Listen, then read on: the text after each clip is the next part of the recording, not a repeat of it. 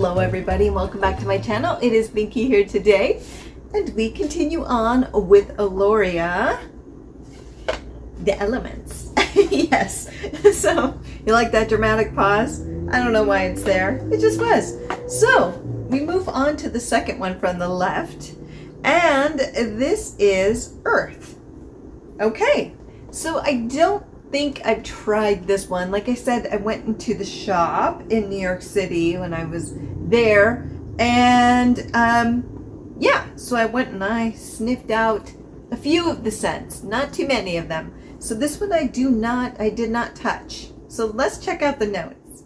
Okay, so this is $135 for 50 milliliter, and I think 210 is the magic number for most of them. Some of them, a few are a little bit more expensive, but 210 if you want to buy the 100.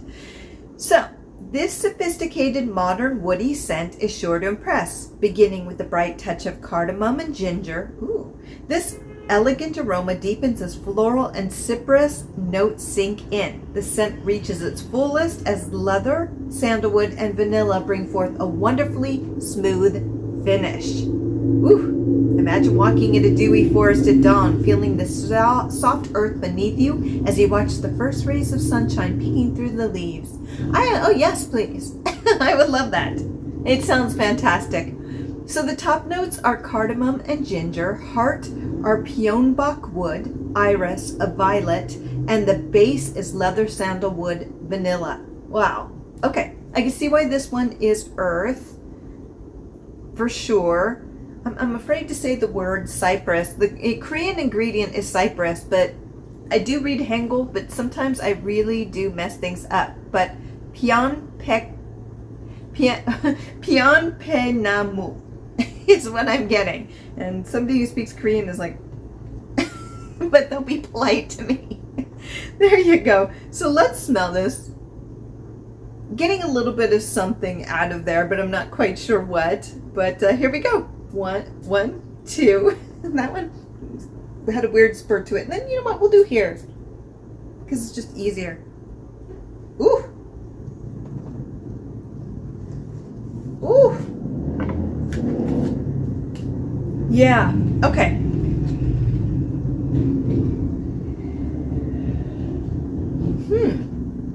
It is a blast of woodsy greenery. Yeah. As soon as you blast it, it's just like, whoa. Whoa. Whew. Yeah, it's just immediately, it's just woods. It's just woodsy woods. I don't know what type of woods it is. I think they're saying cypress. I wouldn't be able to pull that out, but let me tell you, it's woods. And then you get the beautiful cardamom.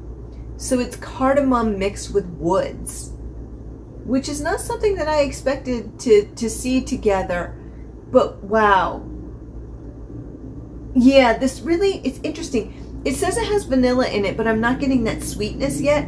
It very much is cardamom is actually what's really coming through first. But let's try it on the arm here. It's cardamom. Boy, that cardamom takes things out. Not in a bad way. It's just a very strong note, and so it is very prevalent in this. Wow, I definitely did not smell this one because I'd remember it, and not in a bad way. Wow, I can see why this is earth. This is very grounded, but let's try it on the clothing. Wow, it's just cardamom. Wow, that cardamom. Cardamom just takes over. I'm looking for some of that vanilla, but that's more of a base note, but I'm looking for the ginger they're promising. And because the cardamom is so heavy, I'm not getting that ginger. I would really love for a little bit of that brightness of ginger to kind of through a little bit, but it's not. Yeah, so if you like cardamom based scents, you might really like this one. Yeah, I'm just waiting for a little bit of that ginger to come through. A little bit. The vanilla was going to be a while because, like I said, it's the base. but I'm just not getting that brightness. I at first I got the woods. It was like straight up woods, like trees. I don't know the specific type. I think they're saying cypress. Like I said, I don't know what that smells like. I'm not gonna, say that I do. But I would imagine this is what it is. I've smelled this before, but it doesn't mean I'm not going, hey, it's this, hey, it's that. In that I'm not big into sniffing trees. I know fir balsam a lot. But yeah, it was a blast of trees and then just cardamom. Wow. So I kind of want to look at the notes again because it says top is cardamom and ginger. And again, I would really love for that ginger to cut through a little bit, but it doesn't. And then Pionbach wood. I don't know what that is just because, yeah, it's cypress. It's saying it's cypress. Pionbach. Oh, I know what this is. So Pionbach is cypress, and then namu in Korean is tree. So I didn't get it. So namu, Pionbach. I think I'm really saying Pionbach. Yeah. So namu. So that's what's going on here. So it's cypress. If you're aware of that note, I'm not. I haven't been around them a lot. I was around a lot of fir trees and things like that. Cypress I'm not as familiar with. Ginger I'm really familiar with. And I'm still waiting for that to come through. Iris and violet, I am not getting any of that. I am getting no floral from this whatsoever. I am starting to get the leather though, so that's interesting. So, blast of trees, cypress trees, and then you get that cardamom, and it's like, it's a lot. And then from there, the leather starts to come through. Definitely heavy leather is coming. Heavy leather. That'd be a great band name. So there you go. So you get the heavy leather scent coming through. But woods, cardamom to leather, there's just nothing to really break that up. I don't see the florals yet. I don't see the ginger yet. So yeah, this one's very grounded. Probably the most grounded out of all of them that I've tried with the Elorea. When they say earth, they are not messing around. Okay, this is it. This is the element. So yes, that's heavy. Not in a bad way. It's just not what I expected. Wow. Yeah, it's not what I expected. And it's interesting because it's not necessarily a profile that I would go, I'm doing this today.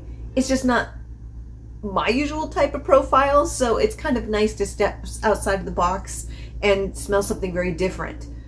Because it is very different, I don't quite know what to make of it yet. It's not a bad scent. It's a great scent. It's just not a scent I'm used to. So what I'm going to do is I'm going to let this sit for an hour because I really want to see if any other notes kind of come through a little bit to brighten it up or to lighten it. Because like I said with the Elorea, with most of the scents that I've tried, there's always the grounding, the airy, and the middle. For some reason, I just really feel like it breaks like a layered cake. And this one is just... It is grounded. It is in the earth. It is like 100-year-old tree digging all the way down into the ground. That's what this is. So yeah. So we'll come back in an hour to see where this one goes because I am curious. Okay, so it has been about an hour and I can still smell this one a lot.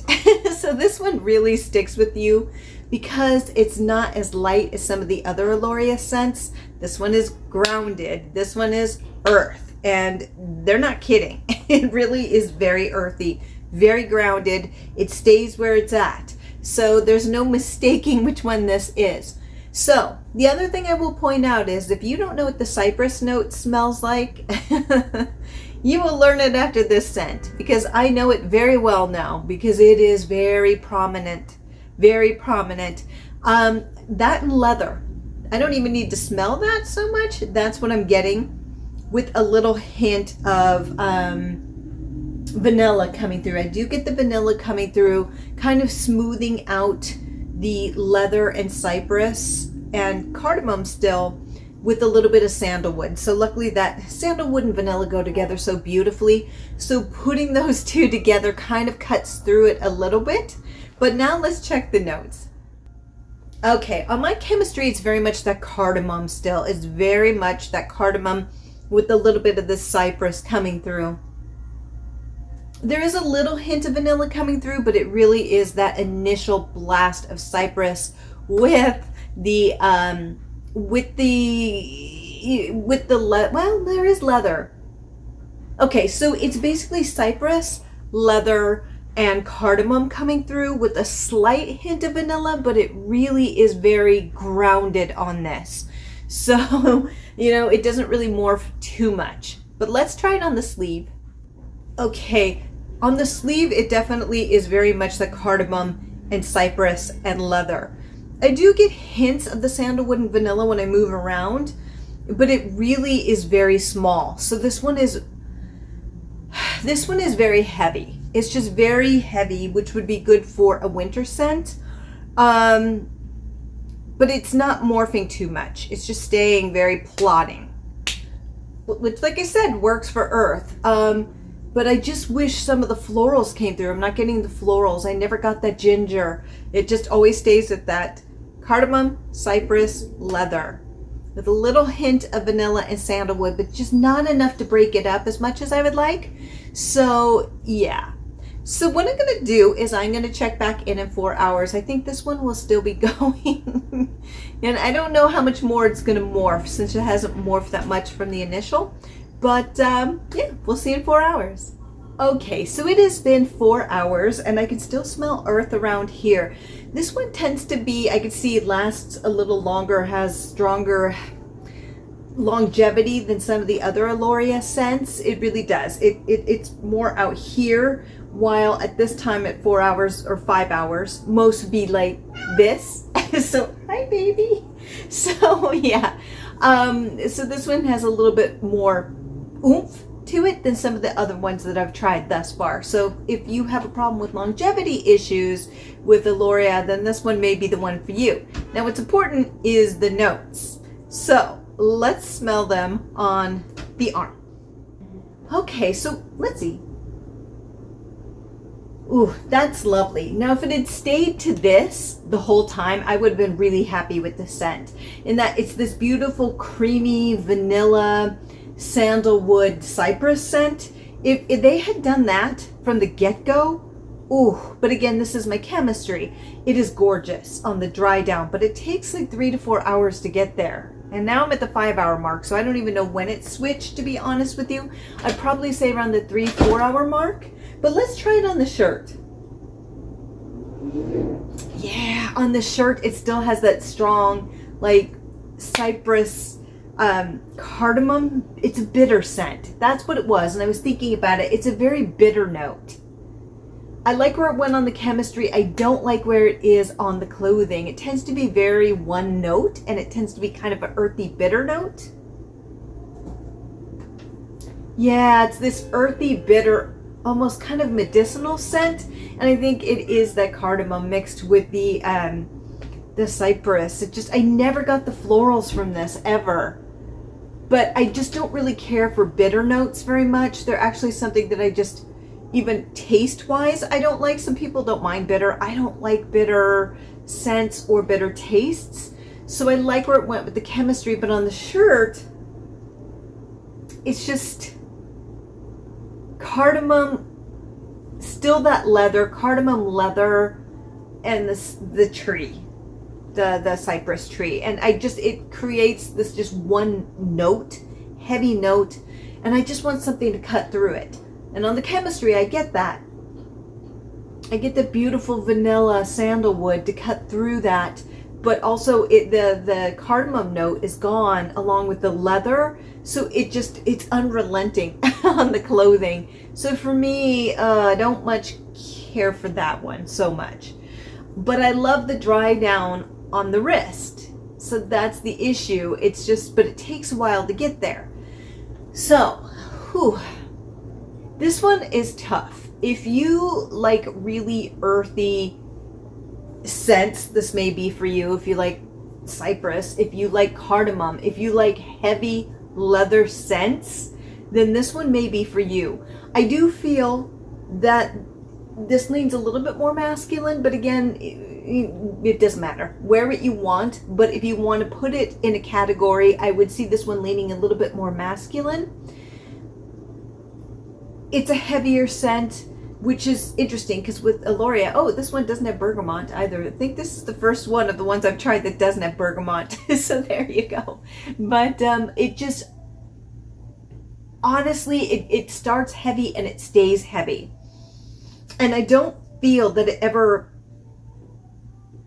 it just doesn't have a lot of it has complexity, but what I'm saying is I wanted those florals or ginger to cut through to kind of break up that heaviness.